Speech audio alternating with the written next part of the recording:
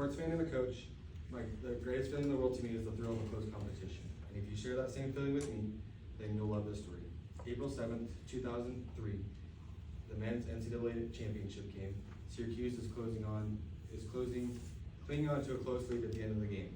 Kansas has one chance left, and they get a wide open three from the corner.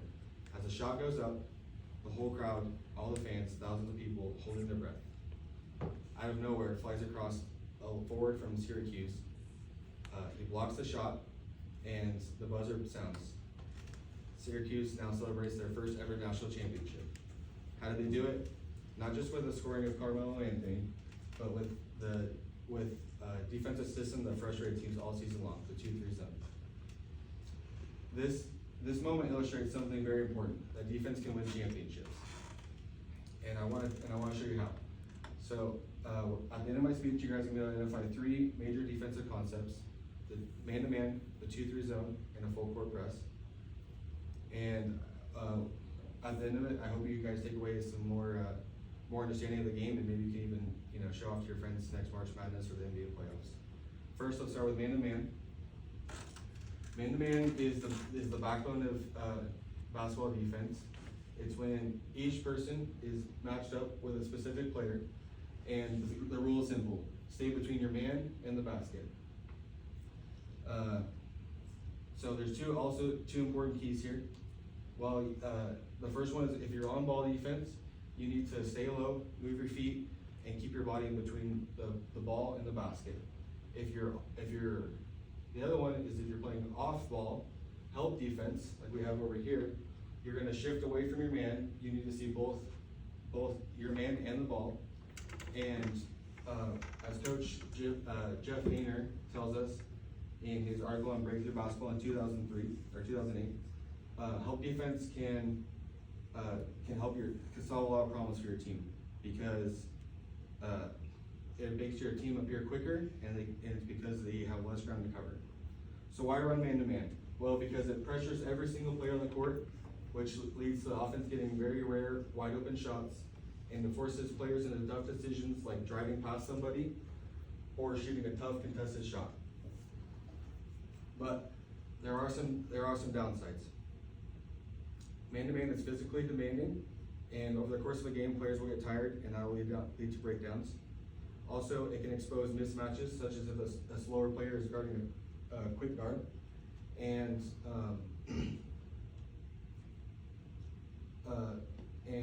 in any lack of communication, one mistake can lead to a wide open shot. So while man-to-man is essential, a lot of coaches look for alternatives, which brings us back to our Syracuse's secret weapon, the 2-3 zone. The 2-3 zone is the most commonly taught zone defense in basketball. Instead of guarding specific players guard areas on the floor. In Basketball for Coaches article, where they tell us we have two guards on top, we have two forwards, each a step outside of the block, and a zone center in the middle of the key, defending the basket.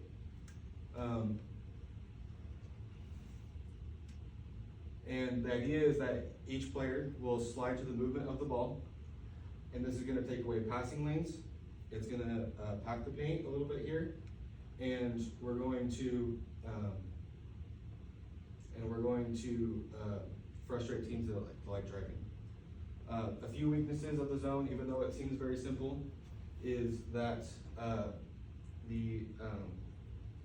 strong shooting teams can stretch this zone out and get a lot of three-pointers.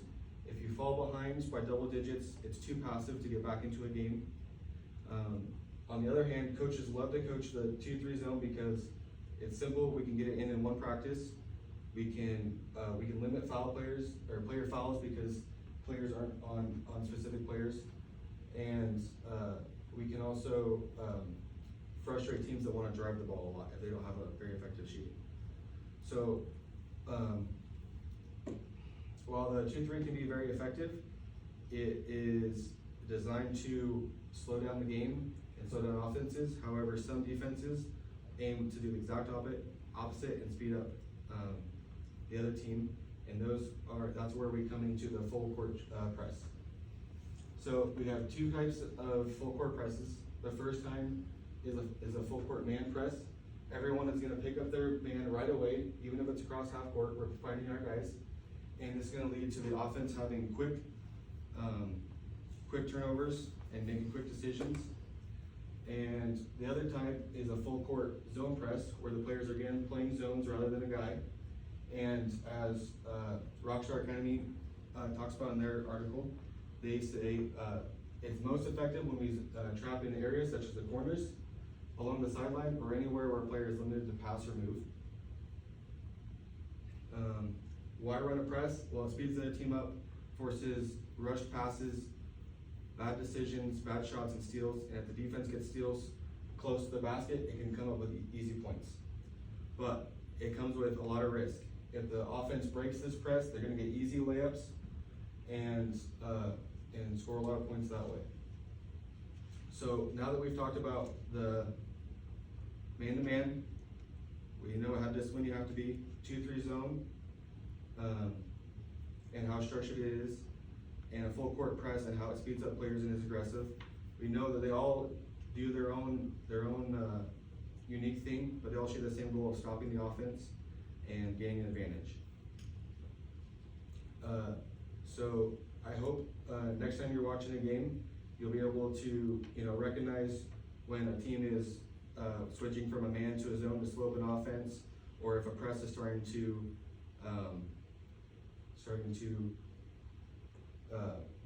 trying to jump on another opponent and get them moving faster than they want to.